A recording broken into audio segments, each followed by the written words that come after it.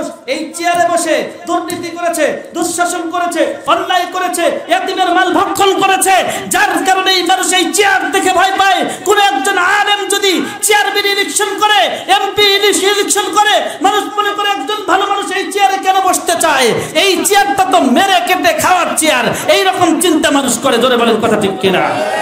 আসলে কি চেয়ারের দোষ না ওদের দুর্নীতির দোষ?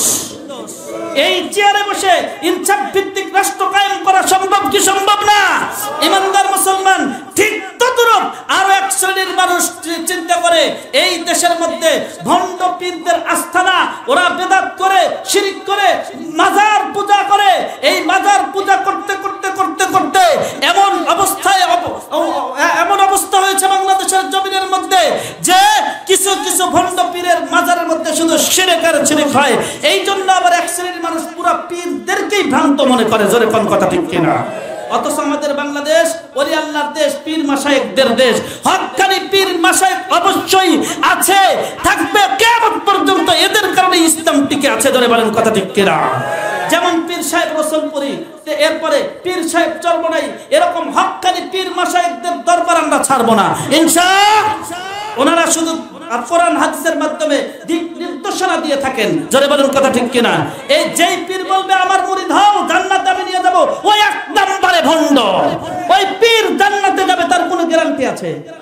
পীর সে যত বড় বুজুর্গ হোক, যদি বলে যে জান্নাতের সার্টিফিকেট দিবে, সে এক নম্বরের ভণ্ড। জোরে কোন কথা ঠিক কিনা? জোরে কোন কথা ঠিক কিনা? দেখবেন যেইখানে গেলে আগে মানুষ নামাজি ছিল না, এখন নামাজ পড়ে। যেইখানে গেলে আগে বাবা মার সেবা করতো না, এখন সেবা করে। যেইখানে গেলে আগে টুপি ছিল না, এখন টুপি পরে। দাড়ি ছিল না, দাড়ি পরে। নিঃসন্দেহে সেই দরবার হক দরবার। জোরে বলেন কথা ঠিক কিনা? ইমানদার মুসলমান, ইসলামের ভিত্তি সময়ের অন্যতম ভিত্তি হচ্ছে সালাত। নামাজ কায়েম করতে হবে। নামাজ না পড়লে কোনো উপায় থাকবে না। কিয়ামতের দিন সর্বপ্রথম আউয়ালু মা ইউহাসাবু বিহিল আবদু ইয়াউমাল কিয়ামাতিস সালাহ। কিয়ামতের দিন সর্বপ্রথম নামাজের হিসাব নেওয়া হবে। জোরে কোন কথা ঠিক কিনা? বাবারে একটু খেয়াল করেন।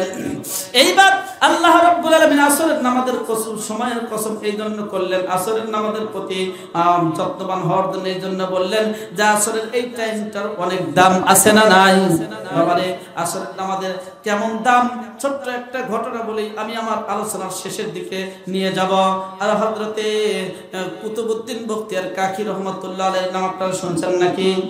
ভারতের মধ্যে, ভারতের আপনার রাজধানী দিল্লি, দিল্লির মধ্যে এখনো কিন্তু একটা মিনার আছে, কুতুব মিনার। সুবহানাল্লাহ। কোন এই কুতুব মিনার? হযরত কুতুবউদ্দিন বখতিয়ার কাকি রহমাতুল্লাহ আলাইহির নামে এই কুতুব মিনারটা স্থাপন করা হয়। বড় আশ্চর্য রে ভাই, আমাদের এই বাংলাদেশের মধ্যে ওলি আল্লাহর দেশ হওয়ার পরেও, মুসলমানদের দেশ হওয়ার পরেও এই দেশের মধ্যে কোন আল্লাহর ওলির নামে মিনার আছে আমার জানা নাই। তবে কিছু কিছু জায়গায় মূর্তি ছিল। কি বলেন কথা ঠিক কিনা? আপনাদের এই তারাশের মধ্যে শেখ মুজিবের মুরালের উপরে জালসার একটা পোস্টার লাগাইছিল কে বা কাহারা, এই জন্য অনেক মানুষ জেলও খাইছে। আপনারা জানেন না? জানেন তো? বাবারে একটু খেয়াল করেন, রাস্তার মোড়ে মোড়ে বিভিন্ন মানুষের মূর্তি, ভাস্কর্য স্থাপন করা হয়েছিল। আবার এর সাথে যদি অবমাননামূলক কোনো কিছু হয়েছে, তারপরেও তার অনেক বড় ধরনের কঠিন শাস্তি হয়েছে। আবার কাউকে যদি ঘায়েল করতে চাইছে, তার কোনো দোষ নাই, তার কোনো দোষ নাই। আমাদের উল্লাপাড়ার রামকৃষ্ণপুরী ইউনিয়নে আহারে একজন চেয়ারম্যান ছিল, খুব ভালো চেয়ারম্যান। এই চেয়ারম্যান কেন ভালোভাবে ইউনিয়ন পরিষদ পরিচালনা করে? আল্লাহর বান্দা পৃথিবী থেকে বিদায় নিয়ে চলে গেছেন, ভালো মানের একজন মানুষ ছিল। তার বিরুদ্ধে ষড়যন্ত্র করার কারণে এই আপনার মুরালের উপর কালি দিছে, কালি দিয়া সাংবাদিক নিয়ে আইসা এরকম আপনার ছবি টবি তুলে পুরা ছেড়ে দিছে। এরপরে বেচারা জান নিয়ে টানাটানি। হ্যাঁ, এইগুলা বলার দ্বারা আমি কারো বিরুদ্ধে বলতেছি না। একজন মানুষ, সে বড় ধরনের একজন মানুষ ছিল, দেশের স্বাধীনতার বিষয়ে তার বড় একটা ভূমিকা ছিল। কি বলেন, কথা ঠিক কিনা? তাই বলে মানে তাকে উদ্দেশ্য করে ষড়যন্ত্র কইরা কিছু কিছু মানুষকে হয়রানি করা হয়েছে, কথা কয় না। বাবারে, আমাদের বাংলাদেশের মধ্যে বড় বুজুর্গের নামে কোনো ভাস্কর্য, বড় বুজুর্গের নামে কোনো আপনার মিনার আমাদের বাংলাদেশে আছে এটা আমার জানা নাই। এমন কিছু মানুষের, কিছু মানুষের ভাস্কর্য আছে যাদের সময়ের পরিবর্তনের কারণে তাদের নেতৃত্বের পরিবর্তন ঘটে। জোরে কোন কথা ঠিক কিনা? আজ আছে কাল নাই, নিঃশ্বাসের তো বিশ্বাস নাই। আসুন ওই দিকে খেয়াল করেন। ভারতের রাজধানী দিল্লির মধ্যে একটা বিশাল মিনার তখনও ছিল, এখনো আছে, যেই মিনারটার নাম কুতুব মিনার। এই কুতুব মিনার কার উদ্দেশ্যে, কাকে স্মরণ করতে গিয়ে কুতুব মিনারটা করা হয়েছে? যেমন যেই মিনারটা করা হয়েছে এখনো পর্যন্ত যেই মিনারটা ভাঙতে পারে নাই, আশা করি কিয়ামত পর্যন্ত এই মিনারটা ভাঙতে পারবে না। জোরে কোন সুবহানাল্লাহ। তিনি ছিলেন জামানার অন্যতম বুজুর্গ হযরতে কুতুবউদ্দিন বখতিয়ার কাকি রহমাতুল্লাহ আলাইহি। কেমন বুজুর্গ ছিলেন? ছোট্টবেলায় মা সন্তানকে শিক্ষা দেয় একত্ববাদ সম্পর্কে, আল্লাহর একত্ববাদ সম্পর্কে। বাবা, তোমার আমার স্রষ্টা তিনি একজন, কে? জোরে বলেন কে? তিনি আমাদের রব, তিনি আমাদের সব। আল্লাহ আমার রব, এই রবি আমার সব। দমে দমে তন মনে তারি অনুভব। আল্লাহ আমার রব, এই রবি আমার সব। খোদা তোমার মদদ পেয়ে আমি আর না কিছু চাই, তোমার প্রেমের অনল আমি কি দিয়ে নিভাই। যার হয়েছ তুমি তার নাই কো পড়া ভাব, নাই কো পড়া ভাব। আল্লাহ আমার রব, এই রবি আমার সব। দমে দমে তন মনে তারি অনুভব। আল্লাহ আমার রব, এই রবি আমার সব। জোরে কোন মারহাবা। সুন্দর করে প্রশিক্ষণ করা দেয়। বাবারে, তোমার আমার স্রষ্টা একজন আছেন, তিনি আমার আল্লাহ। যা কিছু করবা তো আল্লাহর জন্যই করবা, অন্য কারোর জন্য করা যাবে না। জোরে কোন কথা ঠিক কিনা? হযরত কুতুবউদ্দিন বখতিয়ার শিশু মানুষ তেমন বোঝে না। মা এবার বোঝানোর জন্য সুন্দর একটা সিস্টেম তিনি নিয়ে আসলেন সামনে। ছোট্ট সন্তানকে চিন্তা করলে আমার সন্তান কোন জিনিসটা বেশি পছন্দ করে, তিনি খেয়াল করে দেখলেন কুতুবউদ্দিন বখতিয়ার কাকি তিনি রুটি পছন্দ করেন। সন্তান কি পছন্দ করে বাবা মা বোঝে কি বোঝে না? এই কথা কোন বোঝে কি বোঝে না? এইবার মা সুন্দর করে বোঝাই, বেটারে নামাজ পড়ো। কয় নামাজ পড়লে কি পাওয়া যায়? কয় নামাজ পড়লে রুটি পাওয়া যায়। কুতুবউদ্দিন বখতিয়ার কাকি এইবার রুটি পাওয়ার উদ্দেশ্যে নামাজ আদায় করা শুরু করলেন। মা সুন্দর করে রুটি বানায়া বিছানার নিচের মধ্যে রাখা দেয়। কুতুবউদ্দিন বখতিয়ার নামাজ আদায় করিয়া বিছানার নিচে এসে হাত দেয়, এরকম গরম রুটি পাইয়া যায়। জোরে কোন সুবহানাল্লাহ। রুটির আশায় আশায় কুতুবউদ্দিন বখতিয়ার নামাজ পড়া শুরু করে। কুতুবউদ্দিন বখতিয়ার মার চিন্তা, এখন তুমি রুটির চিন্তা, এক সময় এই চিন্তাটা পরিবর্তন হয়ে মাওলার মুহাব্বতের চিন্তা তোমার অন্তরের মধ্যে লালন হবে। জোরে কোন কথা ঠিক কিনা? মা কত সুন্দর করে সন্তানকে গড়িয়ে তুলতেছে। এই একজন মা ইচ্ছা করলে তার সন্তানকে বড় বুজুর্গ বানাইতে পারে। মা ইচ্ছা করলে জামানার বাইজিদ বোস্তামি রহমাতুল্লাহ আলাইহি বানাইতে পারে তার সন্তানকে। মা ইচ্ছা করলে কুতুবউদ্দিন বখতিয়ার কাকি বানাইতে পারে। জোরে বলেন কথা ঠিক কি? এই জন্য আমার মা, আমার বোন, একটু খেয়াল করো মা, তোমার মতোই মা ছিল জামানার হযরত আব্দুল কাদের জিলানী রহমাতুল্লাহ আলাইহির মা। কি বলেন কথা ঠিক কিনা? ও মা, আব্দুল কাদের জিলানী রহমাতুল্লাহ আলাইহি যখন ছোট্ট অবস্থায় ছিল তখন কিন্তু তার মা তাকে সুন্দর করে লালুয়া মাজিরা পূর্বপাড়া দারুল উলুম হাফিজিয়া মাদ্রাসার মতো মাদ্রাসায় ভর্তি করে দিয়েছিল।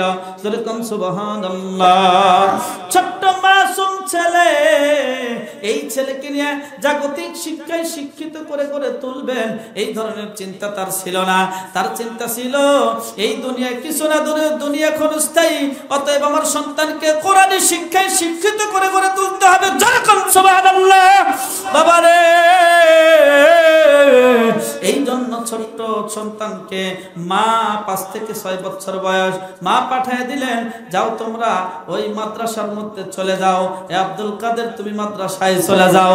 এইবার আব্দুল কাদের জিলানী মার কথা শুনিয়া মাদ্রাসার দিকে রওনা করে। বাবারে 1 পা 2 পা করে যখন সামনের দিকে যায়, মা ডাকতে কয় বেটা আয় আয় আয়, মাদ্রাসায় পড়বি, এই জন্য আমি আগে থেকেই লাউ বিক্রি করা কদু বিক্রি করার টাকা জমাইছি, দেখি তো গুনিয়া দেখি কয় টাকা হয়। মা এবং সন্তান মিলে গুনে দেখে 600 দিরহাম। জোরে কোন সুবহানাল্লাহ, 600 দিরহাম। এইবার মা সন্তানকে ডাইকে বলে, যাও তোমার সন্তান তোমার যেই ওস্তাদ হবে ওস্তাদকে হাদিয়া দিয়া দিবা। এইবার শিশু আব্দুল কাদের 1 পা 2 পা করিয়া মাদ্রাসার মধ্যে গিয়া ওস্তাদকে 600 দিরহাম হাদিয়া দিয়া দেয়। কয় কেন দিলা? কয় আমি যেহেতু কোরআন শিখবো এই জন্য আমি প্রথমে আপনাকে হাদিয়াটা দিয়া দিলাম। বলে প্রথমেই যদি হাদিয়া দেয় এই সন্তানের প্রতি এই ছাত্রের প্রতি ওস্তাদের গুরুত্ব বাড়বে না কমবে? জোরে বলেন বাড়বে না কমবে? এইবার সেই সন্তানকে একদম পাশে বসাইয়া পড়াইতেছে, পড়বাটা বিসমিল্লাহির রহমানির রহিম আলহামদুলিল্লাহি রাব্বিল আলামিন। শিশু আব্দুল কাদের পরে আলহামদুলিল্লাহি রাব্বিল আলামিন আর রহমানির রহিম মালিকি ইয়াউমিদ্দিন পড়তে পড়তে সূরা ফাতিহা শেষ। সুবহানাল্লাহ কয় না? চিন্তা করছে তোমার কাছ থেকে শুইনা মুখস্থ করছে বেটা, পড়ো। এইবার পৃষ্ঠা উল্টা পড়ানো শুরু করছে, বিসমিল্লাহির রহমানির রহিম আলিফ লাম মিম যালিকাল কিতাবু লা রাইবা ফীহ। শিশু আব্দুল কাদের পরে আলিফ লাম মিম যালিকাল কিতাবু লা রাইবা ফীহি হুদাল লিল মুত্তাকিন।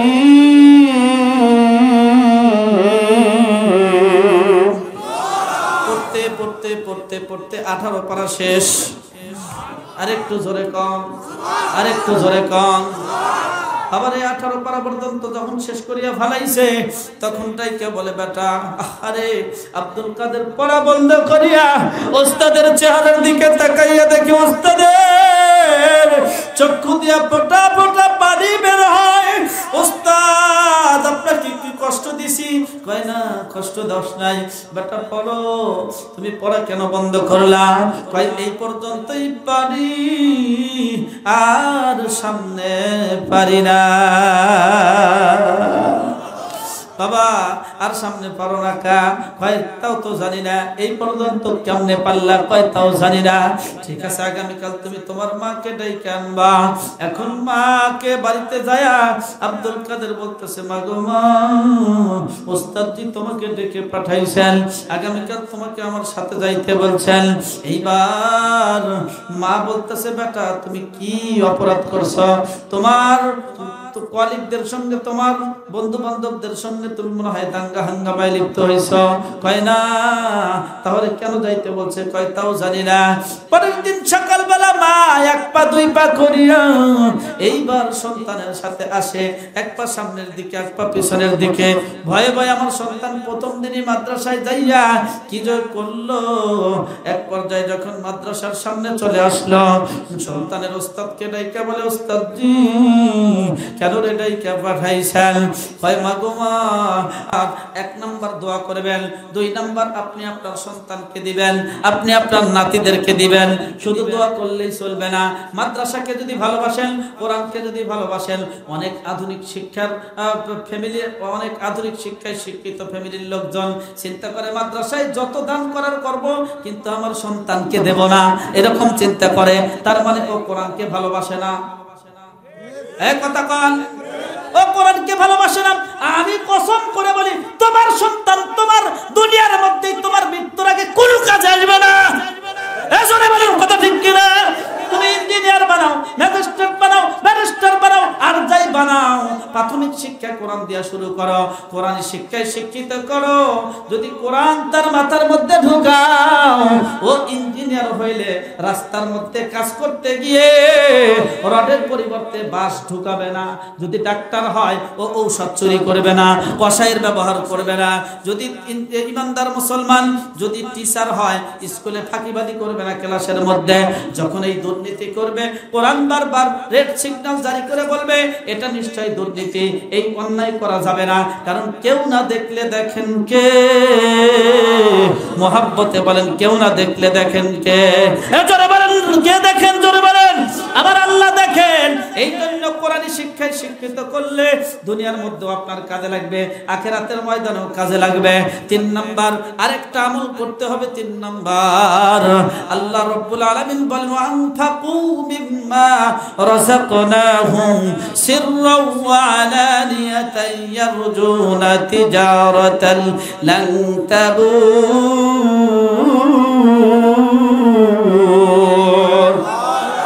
গোপনে এবং প্রকাশ্যে আল্লাহ বলেন তোমার অর্থ সম্পদ থেকে না, আমি আল্লাহ যা দিছি, আমি আল্লাহ তোমাকে যা দিয়েছি সেই অর্থ সম্পদ থেকে তুমি গোপনে এবং প্রকাশ্যে লালুয়া বাজরিয়া পূর্বপাড়া দারুল উলুম হাফিজিয়া মাদ্রাসার উন্নতি কল্পে দান করো। তাহলেই তুমি খাঁটি ইমানদার হতে পারবা। আর তোমার ব্যবসাটা এমন ব্যবসা হবে, ওলামা একরাম সাক্ষী, লাং তাবুর, যেই ব্যবসার মধ্যে কোনো লস নাই। জোরে কান সুবহানাল্লাহ। 1 নাম্বার ইন্নাল্লাযীনা ইয়াতলুনা কিতাবাল্লাহ, 2 নাম্বার ওয়া আকামুস সালাহ, 3 নাম্বার ওয়া আনফাকু মিম্মা রাযাকনাহুম। সূরা ফাতিরের 29 নম্বর আয়াত খুলে দেখেন, 3টা ব্যবসা, তার মধ্যে কোনো লস নাই। 1 নাম্বার কোরআন তেলাওয়াত, 2 নাম্বার নামাজ, 3 নাম্বার আল্লাহ রাব্বুল আলামিনের দেয়া নিয়ামত থেকে কিছু অংশ আল্লাহর রাস্তায় ব্যয় করা। এই 3টা ব্যবসা, যেই ব্যবসার মধ্যে কোনো লস নাই। ছোট্ট ছোট্ট তালেবে ইলমদের বুদ্ধি কিন্তু অনেক মানে সূক্ষ্ম বুদ্ধি হয়। সুবহানাল্লাহ।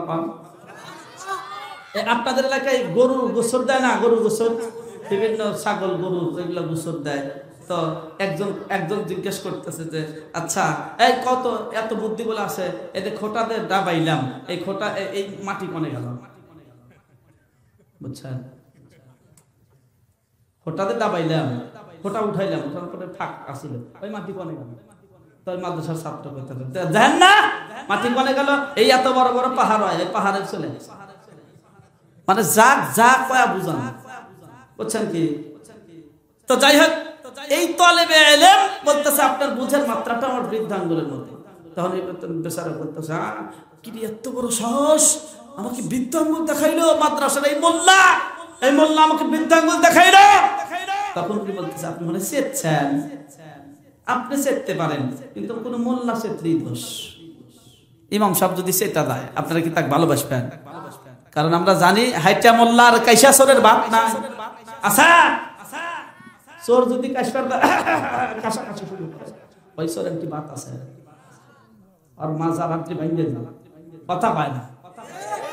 আর মোল্লা যদি খালি কথায় কথায় হাত মানে, যদি সাইটা ওঠে, এই মোল্লার কি ইমামতি থাকবো? এই জন্য কয় সাইটা মোল্লা আর কাইসা চোরের বাপ নাই।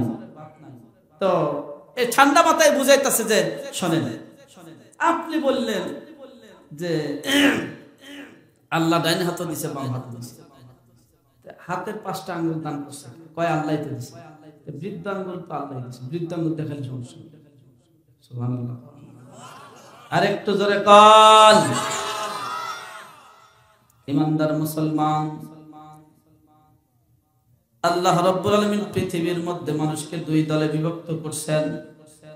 একদল মানুষ জান্নাতি আর একদল মানুষ জাহান্নামী। একদল মানুষ ডানপন্থী আর একদল মানুষ বামপন্থী। এক কথায় যারা কোরআন হাদিসের পক্ষে তাদেরকে আমরা ডানপন্থী হিসাবে চিনি। আর একদল মানুষ আছে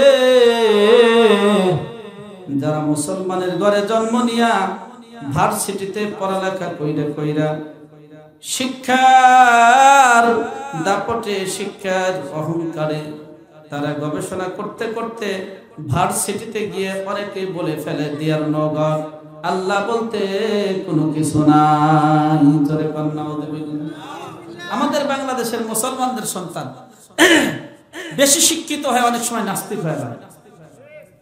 কয় দেয়ার নো গড, আল্লাহ বলতে কোনো কিছু নাই। নাউযুবিল্লাহ। আর একটু জোরে কোন নাউযুবিল্লাহ। ইমানদার মুসলমান, আমি বলতে চাই আমার এই বাংলাদেশ শাহজালাল আমিনের দেশ, শাহ মাকতুমের দেশ, শাহ পরানের দেশ, আমার এই বাংলাদেশ শাহ আহমদ শফি রহমাতুল্লাহ আলাইহির দেশ, আল্লামা শাইখুল হাদিস আল্লামা আদিদুল হক রহমাতুল্লাহ আলাইহির দেশ, আমার এই বাংলাদেশ পীর সাহেব চরমনাই রহমাতুল্লাহ আলাইহির দেশ, আমার এই বাংলাদেশ সৈয়দ ইসহাক রহমাতুল্লাহ আলাইহির দেশ, আমার এই বাংলাদেশ আল্লামা রাসূলপুরি রহমাতুল্লাহ আলাইহির দেশ, আল্লামা শাহ আব্দুল মতিন নিসারী দাম রহমাতুল্লাহ আলাইহির দেশ, আমার এই বাংলাদেশ আল্লামা দেলোয়ার হোসেন সাইদি রহমাতুল্লাহ আলাইহির দেশ, আমার এই বাংলাদেশ আল্লামা মামুনুল হক দামাত বরকতুমের দেশ, সৈয়দ ফজলুল করিম সৈয়দ রেজাউল করিম দামাত বরকতুমের দেশ, এই বাংলাদেশ উলামায়ে কেরামের দেশ। এদেশের মধ্যে আল্লাহর দেয়া নিয়ামত ভোগ করে, সূর্যের আলো গ্রহণ করে, চন্দ্রের আলো ভোগ করে যারা বলবে আল্লাহ বলতে কোনো কিছু নাই, এই বাংলার জমিনে থাকার মতো তাদের কোনো অধিকার নাই, যাও তোমরা হিন্দুস্তানের ভারতে চলে যাও। ঝরে বলেন কথা ঠিক কিনা?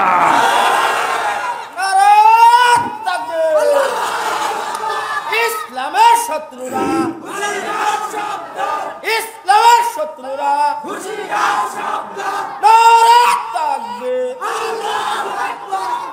তারা মনে করে আল্লাহ বলতে কোনো কিছু নাই। আমরা মনে করি পৃথিবীর সব কিছুর ক্ষমতা কার হাতে। এই সবাই বলেন কার হাতে? ইন্না সালাতি ওয়া নুসুকি কুল ইন্না সালাতি ওয়া নুসুকি ওয়া মাহইয়ায়া ওয়া মামাতি লিল্লাহি রাব্বিল আলামিন।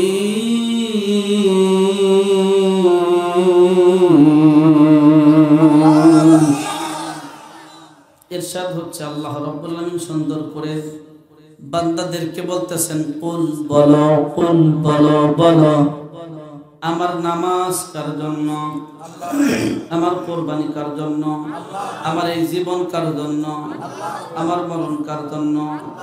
এক কথায় চলনে ফেরনে উঠনে বসনে রাজনীতি হরতাল ভোটাভুটি কেন বাজদা কিছু হবে কার জন্য হবে? ওযু করো, নামাজ পড়ো,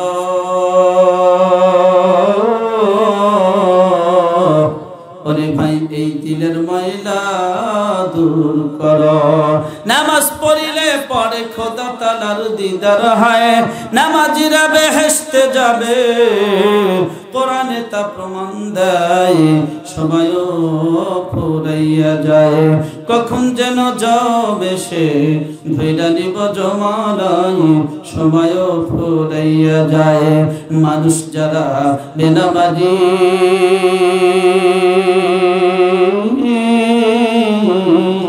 তারা তো ভাই পাজির পাজি, শয়তানের ধোকায় পড়ে, শয়তানের ধোকায় পড়ে, হালাল হারাম সবই খায়, আখিরাতে আল্লাহ তাআলা রাখিব দোজখের তলায়, সময়ও ফুরাইয়া যায়। একটুখানি নেকির তরে রোজ হাসরের মাঠে বাবাই ঘুরবে ছেলের পিছে, ছেলে বাবার আগেতে। আহা তেমন কঠিন দিনে আল্লাহ তোমায় ছাড়বে না, ঠিক মতে পড়িলে নামাজ জান্নাত তোমার ঠিকানা। জোরে বলেন কথা ঠিক কিনা? আমার বাবা আমার ভাই একটু খেয়াল করেছেন, অল্প সময় আলোচনা চলবে। এই দুনিয়ার মধ্যে মানুষকে মানুষ যেই রকম দুই দলে বিভক্ত হইয়া পড়ছে, ওই রকম কিয়ামতের ময়দানেও মানুষ দুই দলে বিভক্ত হয়ে পড়বে। ফারিকুম ফিল জান্নাতি ওয়া ফারিকুম ফিস সাইর, একটা দল জান্নাতি আর একটা দল জাহান্নামী। দুনিয়ার মধ্যে যেই রকম একটা দল ডানপন্থী একটা দল বামপন্থী, কিয়ামতের ময়দানে একটা দল ডানপন্থী হবে একটা দল বামপন্থী হবে। দুই দলের এক দল আমলনামা পাবে ডান হাতে, আর একটা দল আমলনামা পাবে বাম হাতে। বাবারে, যেই ব্যক্তি আমলনামা ডান হাতে পাইবে এই ব্যক্তির আর কোনো টেনশন নাই, আর কোনো চিন্তা থাকবে না। পক্ষান্তরে যেই ব্যক্তি আমলনামা বাম হাতে পাবে এই ব্যক্তি চিন্তির আর টেনশনের সীমা থাকবে না।